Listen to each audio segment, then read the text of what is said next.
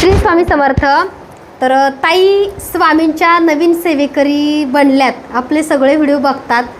ताईंचा पण एक अनुभव आहे आणि ताईंचं आरोग्य चांगलं राहावं ही आज प्रार्थना करून स्वामींची पूजाविधी करून ताईंना पण स्वामींची मूर्ती देणार आहे। तर ताई स्वामींच्या सेवेमध्ये कशा आल्या किंवा त्यांना कशी इच्छा झाली तुम्ही सुद्धा जाणून घ्या। ॲक्च्युली मी थोडं म्हणजे आरोग्याचं म्हणजे मला लास्ट इयर प्रॉब्लेम होता, म्हणजे खूप मोठ्या ह्याच्यातनं मी बाहेर आलेली आहे। आणि मी म्हणजे नेहमी जेव्हा इंजेक्शन किंवा असं माझी ट्रीटमेंट चालू होते तेव्हा घरात जाते तेव्हा स्वामींची सेवा करायचे आणि मी नेहमी म्हणायचे की मला ह्याच्यातनं बाहेर काढा, मी नक्कीच तुमचं हे सुरू करेल। तर आणि ताईंचे मी व्हिडिओ बघायचे, नेहमी बघायचे आणि मला खूप इच्छा होती की येऊन भेटायची। आणि आत्ता म्हणजे जस्ट ट्रीटमेंट पूर्ण झाली आहे आणि मी आता सुरू करते, म्हणजे त्यांचं एक पूर्ण हे करून मी त्यांच्या आता सेवेत उतरते। तर अशीच स्वामींची कृपा माझ्यावर असू दे हीच प्रार्थना। थँक्यू।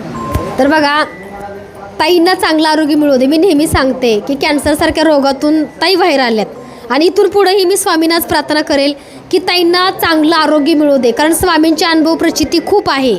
आणि आता स्वामींना ताई घेऊन चालल्यात, आपले व्हिडिओ बघतात, अभिषेक बघतात। ताई कसं असतं माहिती आहे का, इन्स्टा यूट्यूबवरती तुम्ही माझे व्हिडिओ बघता त्याच्यामध्ये काही जण प्रॉब्लेममध्ये असतात आणि ती सेवा चालू करतात किंवा त्यांना प्रत्यक्षात येऊन स्वामींची मूर्ती घेऊन जायची असते। कारण कसं आहे, आयुष्यामधल्या सगळ्या प्रॉब्लेमवरती तुमच्या चांगलं सेवा आणि उत्तर म्हणजे स्वामींचा अभिषेक आणि स्वामींचं नामस्मरण।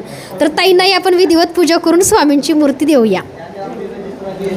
सद्गुरू अक्कलकोट निवासी राजाधिराज योगीराज श्री सद्गुरू स्वामी समर्थ महाराज की जय। अनंत कोटी ब्रह्मांड नायक भक्तवत्सल भक्ताभिमानी श्रीपाद श्रीवल्लभ विजय दत्त श्री गुरुदेव दत्त समर्थ अवधूत चिंतन श्री गुरुदेव दत्त।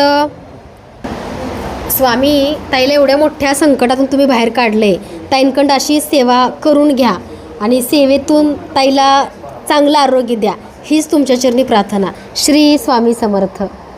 माझ्या देवघराचा स्वामी बघताना अभिषेक करताना हसतात, तसे तुमचे हसतील, फक्त रोज अभिषेक करा आणि ते तीर्थ तुम्ही घ्या।